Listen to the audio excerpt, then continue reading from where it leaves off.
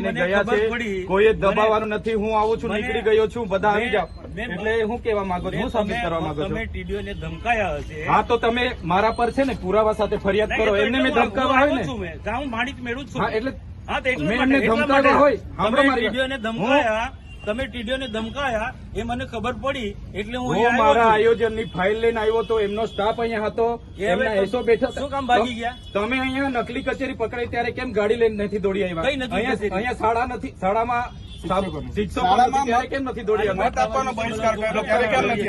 તમે અહીંયા ખુલાસો કરીને જાઓ. તમે અહીંયા ખુલાસો કરીને જાઓ. જ્યાં એ તમને ખુલાસો કરવાની કોઈ જરૂર હું નહીં. કરવા અહીંયા મારો વિસ્તાર છે.